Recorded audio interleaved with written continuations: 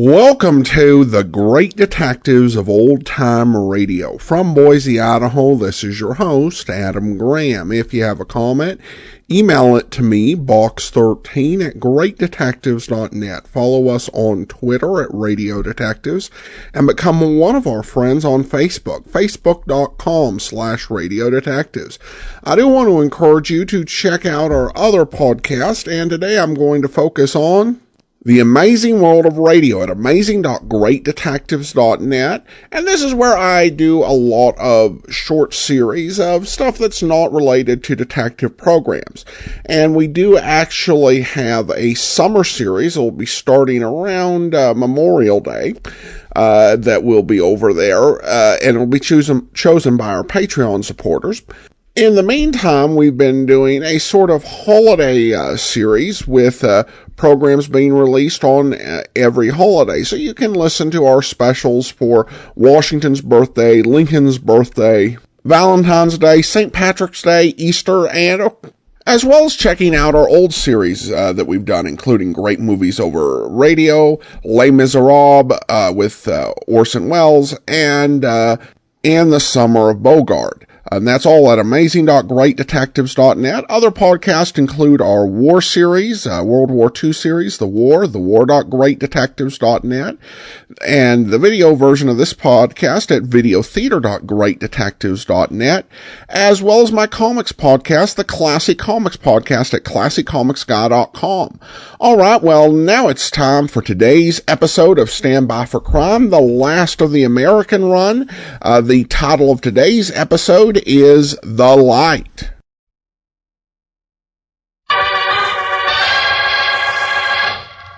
Stand by for crime.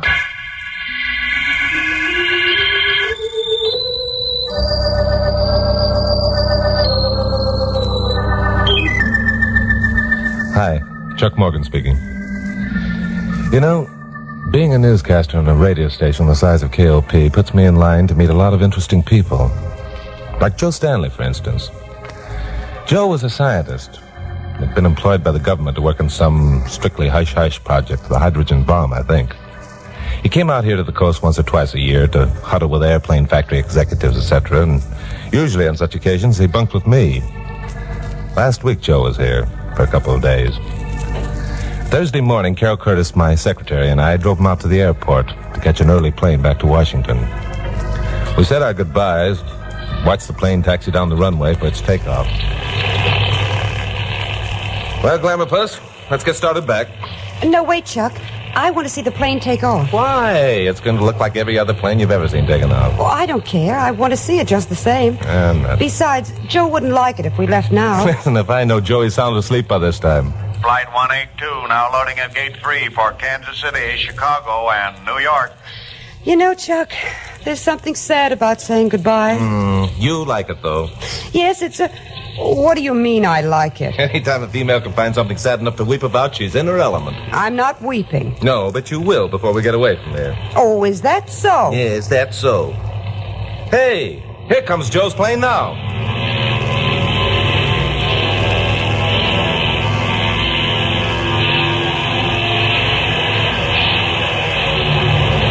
Oh, there's Joe. Look, Chuck, he's waving. Huh? Goodbye, Joe. Wave to him, Chuck. Nonsense, you didn't see Joe. I did, too. He was sitting way up front in that little egg-shaped room. That was the pilot, stupid. It was not. I guess I can tell a pilot when I see one. Okay, Glamour Puss, you win. Now, come on, let's get going. Chuck, wait. What's the matter now? Joe's plane. It's coming back. Oh, no, he's just circling around. He's trying to... Hey. One of the motors has stopped. I see it. Something's wrong. Well, it's going to go straight to that building. Watch it.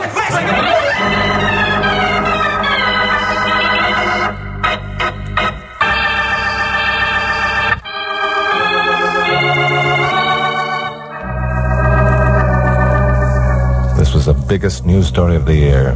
The fourth disaster of its type within 6 weeks. 68 people died as a result of that last crash. 50 of them were aboard the plane. 18 of them occupied an apartment house into which the plane had plunged. The co-pilot, a man named Jenkins, lived long enough to be rushed to a hospital. Just before he died, he spoke 2 words.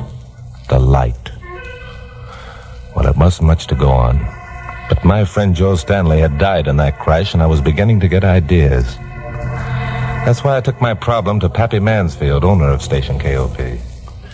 Now, let me get this straight, Chuck. You're basing this cockeyed theory of yours on the fact that the co-pilot said something about a light before he died. Is that right? Plus the fact that this has been the fourth plane crash of its kind within 2 months, under exactly the same circumstances. Coincidence. And the fact that on Joe's plane, get this, Pappy, 2 motors conked out. Can you call that coincidence? Those motors were checked and tested before the plane left the field. I don't know, Chuck. Look, Pappy, for once in your life, why not get with me? I've never let you down. But this theory of yours that someone is trying to... Take a look at this map of the city. Now, right here's the airport. Yeah. Over here's the apartment house the plane crashed into. So? Now, over here is a hill. Mm-hmm. Now, there's nothing on that hill but an abandoned oil well. Practically every outgoing plane passes over that area. And you're not going to tell me that someone is up there with a Buck Rogers ray gun. Stop, Pappy. Now, look. The derrick in that old well has been patched up and the shack at the bottom has been lived in. Oh, dozens of abandoned well shacks are occupied by hobos. Uh-huh. And you think that one of these hobos fixed up that tumbled-down derrick just for the exercise, do you? Well... All right, Pappy, there's something wrong about the whole thing. Now, look, it'd be a terrific scoop for KOP if we smelled out the rat. Well, what do you want me to do? There's an engineer out at the KOP transmitter named Bill Adams. Bill knows more about electronics than Einstein. Let me have him for a few days. And close down the station? We couldn't operate without Bill. You won't be operating anyhow if someone scoops me on this story. Well, okay, boy. We both knew when we began this conversation that you'd get what you wanted. Only get this. Unless you return Bill Adams to the transmitter in good health, well, I'll renovate.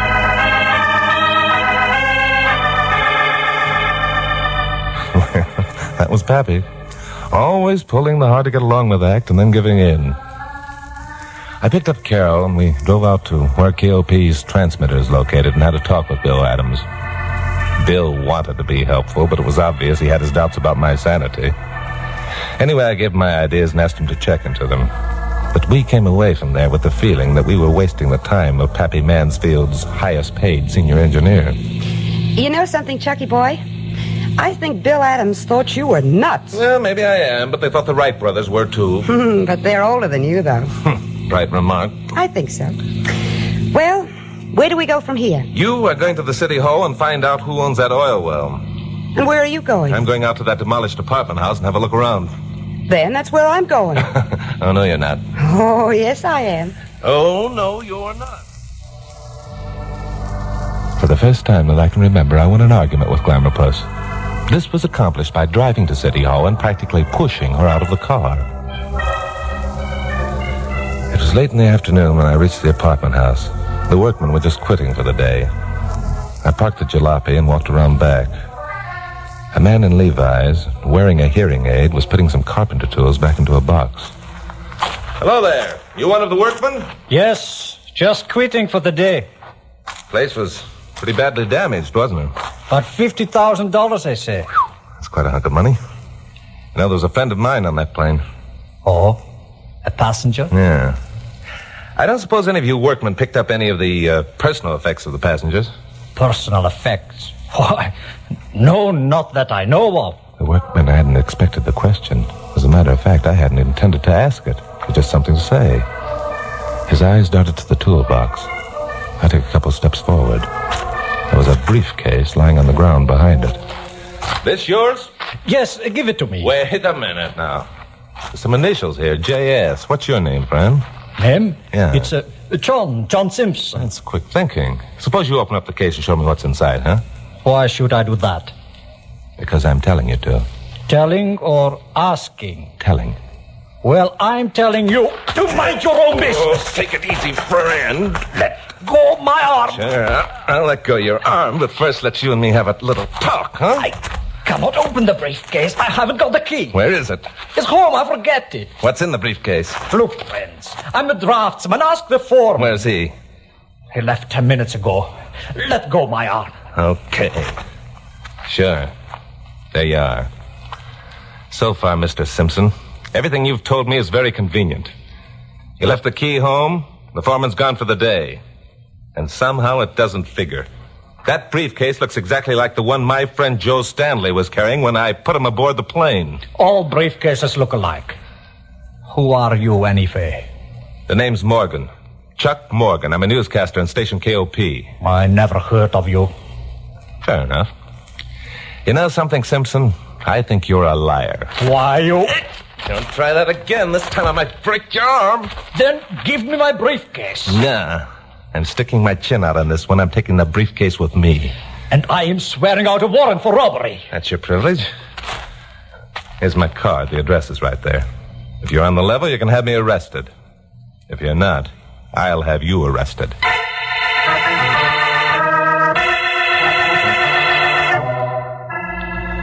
I took the briefcase and drove to KLP. Kara was there, and she had my script ready for the 7 o'clock broadcast. Here's your script. What in the world is that? It's a briefcase. I just bought it from a second-hand dealer. He assures me that it contains a small fortune in $100 banknotes. But, Chuck, it looks like... Never mind what it looks like. Stash it away someplace until I can get hold of a locksmith. What did you find out about the oil well? The well and the hill are owned by Belfast Oil Corporation. They quit it 8 years ago. Mm-hmm. Right now, all of their operations are in Texas. Good. Get hold of Bert Mayfair, police headquarters, and tell him I want him on hand when the locksmith opens that briefcase. Okay. But, Chuck, where did you really get it? From an ugly man in blue overalls who's now swearing out a warrant for my arrest.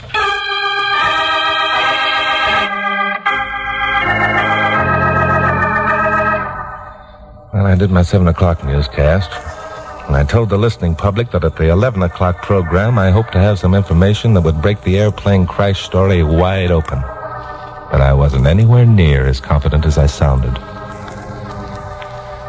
I half expected to see the man in the Levi's and a police officer waiting for me in the corridor outside the studio, but the corridor was empty. So was my office. Not even Kara was around to needle me about the bragging I'd done over the air. So I drove out to my apartment on Wilshire. It was dark by now. I unlocked the door, went in.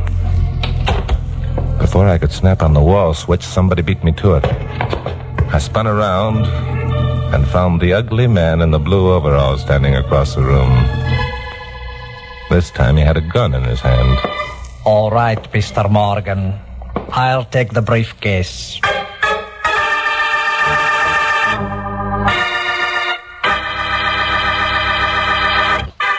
Now, the conclusion of Stand By for Crime.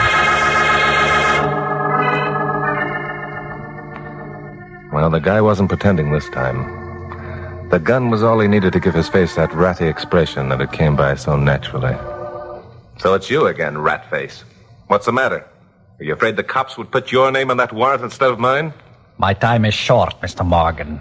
Hand over the briefcase. There's a smart remark. How am I going to hand over something I haven't got? Then you will tell me what you did with it. Will I? Or I will take measures to force you to tell. Such as shooting me, I suppose? Don't be a jerk, Simpson or Sampson or whatever your name is. Shooting me would mean you'd never find the briefcase. You're quite right. It would be stupid of me to shoot you. But there are other ways. Oh? In exactly 1 minute, your telephone will ring. The man at the other end will have some interesting information for you about Miss Carol Curtis. About Oh, that one won't work either, Buster. I left Carol at the studio 15 minutes ago. Did you? Think, Mr. Morgan. Was it before or after your broadcast that you last saw Miss Curtis? That was... Simpson, if you touch that girl, I'll break... You do nothing, Mr. Morgan. Nothing at all. Leave the phone alone. This time, I'm giving the orders. Hello? 3486. Right. Put on the line, please. Very well, Mr. Morgan. Give me that phone. Hello. Chuck, is that you? Carol, where are you? I can't tell you, Chuck. They'll kill me if I do. Why, those dirty... It's no use, Chuck. You can never find me. Please give them the briefcase. Please, Chuck. Yeah, sure. I'll give it to them. But what about you? As soon as they have the briefcase, they'll let me go. They promised. They promised, huh? Listen, Chuck, it's important that I get away from here so that I can give you that information you asked me to get for you at City Hall this afternoon. You want to know about that, don't you? I stood there holding the phone, trying to get the numbness out of my brain. Right. I'll meet you back at the And gradually it came to me. If Carol was so afraid of being killed, Please do as I say. why didn't she tell her captors where the briefcase was? It was she who had stashed it away. And why did she keep reminding me about the information she got in City Hall? She'd already told me about that. And suddenly I had it, the oil well. That's where she was being held prisoner. She was trying to tell me by referring to the information. Ah, smart girl, that blonde secretary of mine. Yeah, so what? I could still feel Ratface's gun pressed into my back. Then I thought of something. The phone I was holding had an extension cord on it. I'd had it installed when I moved into the place because sometimes I like to walk around while doing my telephoning. I hung up slowly. My fingers curled around the heavy base of the phone. Well, Mr. Morgan? Right, Mr. Simpson! Well, Buster, that takes care of you.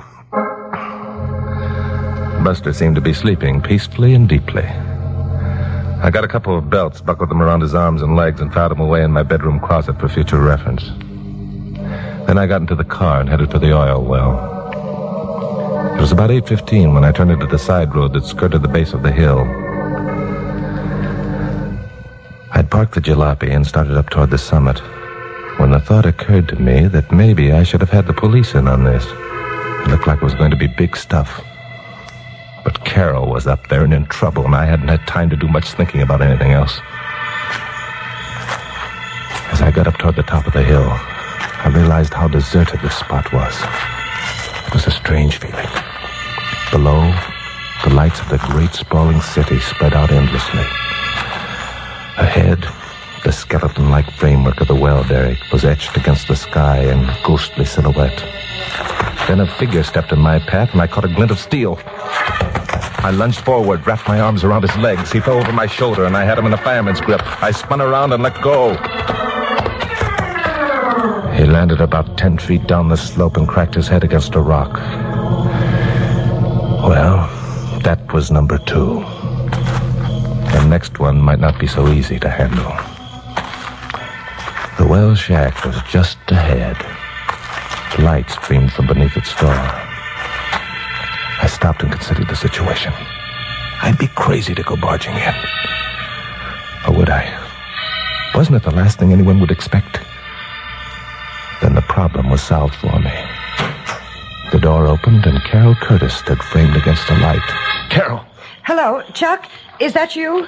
We thought we heard someone. Carol was looking at me steadily. A look that told me to watch myself. Come on in. I want you to meet someone. You all right, Glamour Puss?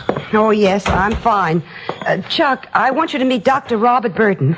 He's an inventor. Well, how do you do, Mr. Morgan? How do you do? Miss Curtis has been telling me about you. What an interesting life you have. I've heard your broadcast many, many times. Yes, I have. Thanks. Look, Glamour Puss. Dr. Burton was kind enough to untie me after that other man left. But, of course, I had to promise not to run away. Yeah, sure, but what other man are you talking about? Well, his name, I think, is Snide or something like that. No, a dreadful person. Really dreadful. Not at all like Ivan. Who's Ivan? Ivan? Ivan Stuka. He's the gentleman who pays me to stay here and work on my invention. He pays me well, too. Does this Ivan happen to be a man with blonde hair who wears a hearing aid? Yes, indeed. That's exactly who he is. It was Ivan who repaired the derrick. Oh, you know him then? Yeah, a telephone acquaintance. Dr. Burton has been telling me about his invention. How about explaining it to Chuck, Dr. Burton? Well, I don't know. Ivan might object, and after all, it is his money. But if Ivan doesn't know, it won't make any difference. And Chuck would never tell anyone, would you, Chuck? Cross my heart and hope to die. What kind of an invention is it, Doctor? Well, it's an electric current interceptor. A what? Here, let me show you. Yeah. Now, this is a small model. It looks like a pistol, doesn't it? Yeah. Well, you see, I pointed at that electric bulb over there, and puff, the bulb is out. Well, I'll be... Quite a gadget, isn't it, Chuck? Yeah, quite. How do you do it, Doc? With mirrors or something? Oh, no, not at all. It took me years to perfect this instrument. As a matter of fact, if it hadn't been for Ivan, I might never have succeeded. How's that? Well, you see, during the last war, I got the idea, but I had to have financing. And naturally, I went to the government. I thought they might be interested in an invention that could put an airplane out of commission merely by projecting a ray toward one of its motors. Yeah, I should think they might. What happened? And Mr. Morgan, believe it or not, no one would listen to me. Oh, I went back time and time again, and finally Finally, I became sick. Dr. Burden spent 3 years in a sanitarium. I see. And when you were released, you met Ivan. Yeah, a fine man, Ivan. He felt that if I came up here to live away from everybody, I could work on my invention undisturbed. Ivan arranged for the turning on of the power and the telephone, just everything. I've been quite comfortable. When did you get this invention of yours working? Well, about 6 weeks ago. Oh, I tell you, it was exciting. Ivan was most pleased. I'll bet. How did you test it out? Why, on a plane coming out of the airport, of course. That's why Ivan wanted me to come up here in the first place. He said we'd have plenty of subjects to work on. Oh, and he was right, too. Oh, I tell you, it was a thrilling moment when I put that first plane out of commission. Oh, it made a tremendous crash. Yeah, I read about it. Weren't you worried about the passengers? Worried? The passengers? Well, that's funny. I never thought of that. I'll bet Ivan did, particularly the planes in which important government officials were riding. By the way, Doctor, I suppose you have the plans of your invention down on paper? That's a funny thing. Ivan keeps asking me about that. But why should I put them down on paper when they're all right here in my head? No reason at all, except if you ever wanted to sell the idea. No, but I don't. No, sirree. I've had my experience of that sort of thing, and no one would listen to me. Just as long as Ivan will pay me, I'm going to stay right here. And continue to blast planes out of the sky. Does that seem quite right, Dr. Burden, with all those passengers aboard? Yes, those passengers. It's funny, I never thought about them before. I must do something about that. I really must. Yeah. Well, in the meantime, Dr. Burden, suppose you tell me just... All right, Morgan. Get your hands up. Snipe, close the door. Well, if it isn't Ratface and the gentleman who rode down the hill. A more permanent fate is in store for you, my friend. Doctor, what have you told these people? No, Ivan, no, you mustn't be displeased. I merely told them about my invention. You fool! Now it will become necessary for me to dispose of both of them. I'll bet that would break your heart. You're so unused to killing people. After all, only 68 died because of that last crash. So 2 more won't make any difference, will it, Mr. Morgan? Except that you still don't know where the briefcase is. The secret of the ray gun is, I think, far more important than the plants contained in the briefcase. You see what kind of a rat your friend is, Doctor? He's going to murder Miss Curtis and me and then continue to induce you to blast planes out of the sky, killing innocent people. Yes, I must do something about those passengers. I simply must. Now, Ivan, you suppose that we could arrange something? You will continue to experiment with the planes I suggest, or there will no longer be funds to permit you to continue working on your inventions. Well, no. He's making a murderer out of you, Doctor, without you realizing it. This man is an agent. Shut up! Snipe, take care of the girl. All right, Morgan. This is it. Stop! A change had come over Dr. Burton. His voice held a commanding quality of vibrance that made us all turn and stare at him. Ivan's gun was still trained on me, but he turned his face to watch the doctor. Snide had taken 2 steps toward Carol and stopped. Drop that gun, Stuka. From now on, I'm giving the orders. Ivan didn't answer. None of us did. We all saw what was happening. Dr. Burden had his ray gun pointed at the electric hearing aid on Ivan's head. I could see the indecision on Ivan's face. He was wondering whether he could swing his gun away from me and get the doctor in time to save himself. I could almost hear the thoughts racing through his mind. He knew that Dr. Burden had suddenly had a change of heart. If he, Ivan, didn't succeed in shooting the gun out of the inventor's hand, it would mean the ruination of all his beautiful plans. It would mean the gas chamber for himself and Snide. There was only one course open for him. Drop that gun, I said. I'll drop it. Right, Snide, I'll get you to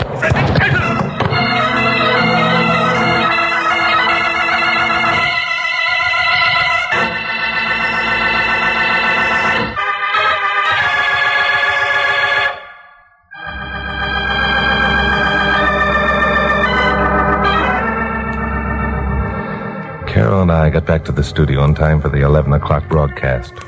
It made a good story. Of course, everyone wanted to know about the ray gun. But Ivan's bullet had entered the inventor's heart. At the precise instant, the ray gun had sent Ivan to his ancestors via the hearing aid. So the secret died with Dr. Burden. And all I know is what the doctor had told me and what I saw. Yeah, sure, there were plenty of skeptics. Even in this age of atomic weapons and jet planes and radar, and projected electric impulses, a lot of people weren't ready to accept ray guns. However, if no more motors conk out after planes leave the airport, it'll be pretty conclusive proof that Dr. Burden did invent some sort of electric current interceptor. Well, anyway, time will tell that story. There was one question that Carol wanted cleared up, so she caught me about it at lunch the next day. This chicken salad is delicious. I personally go for hamburgers. You can eat chicken salad for once and like it. Need it, but I won't like it. Say, Chuck, there must have been some reason why you were convinced that Ivan was a phony. Well, as a matter of fact, it was. However, I'd rather not mention it. Rather not mention it, but why? Just rather not, that's all. Chuck Morgan, you tell me. Oh, no, Glamour Puss, you might think me immodest. Oh, fiddly-dee. Come on, make with the words. Well, if you insist. I do. All right. You remember when I first met Ivan at the apartment house? Yes. Well, I explained to him that I was Chuck Morgan, newscaster at KOP. Well? Well, he said he'd never heard of me. Oh, Chuck.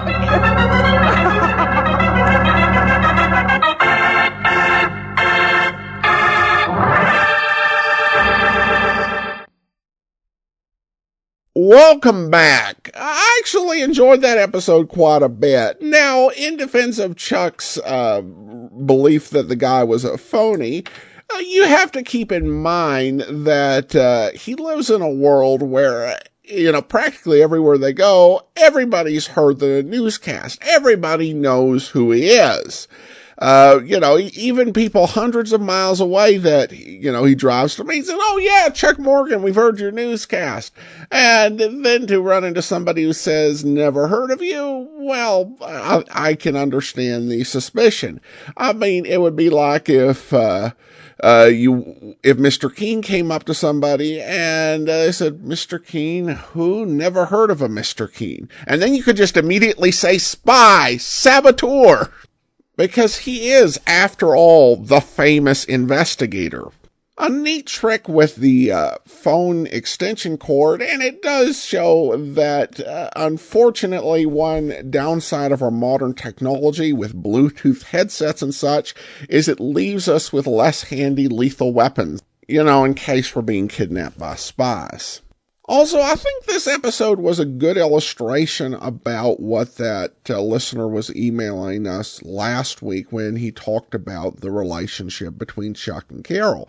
Because even though there are things that we don't like about it from a modern perspective, it's still pretty clear that he cares about her and that she is a very intelligent, smart character who is able to really play a good role in the story and better than a lot of other female sidekicks. You saw that in the way that she communicated the clue, quite cleverly and in a way that the kidnappers wouldn't pick up on. And then you could also see it in the way that Chuck rushed to a rescue and only when he got there thought that he should have called the police because he was in such a hurry to save her because he cared so much, which is really sweet, even if it's not particularly wise. And all that, plus we get another appearance by Howard McNear. So overall, that's a nice end. And I have to say that despite some of the problems in the series, that I've overall enjoyed it. It's not been the best series we played, but I've enjoyed it more than some others like That Strong Guy. And certainly we've had some interesting discussion. I hope you've enjoyed it, and even if you didn't, I hope you enjoy what we have in store for you over the coming weeks. All right, well, that will actually do it for now. I do want to thank our Patreon supporter of the day, and thank you so much to Doug. Doug has been one of our Patreon supporters since October 2016, and he's currently supporting us at the Detective Sergeant level of $7.14 or more per month. Thanks so much for your support, Doug. Next week, we'll be back and we'll be presenting an episode of a series we played previously, but it's a newly circulated episode of Dr. Tim Detective. And then tomorrow, we'll be bringing you Rocky Jordan. In the meantime, send your comments to box13@greatdetectives.net. Follow us on Twitter at Radio Detectives and become one of our friends on Facebook, facebook.com/Radio Detectives. From Boise, Idaho, this is your host, Adam Graham, signing off.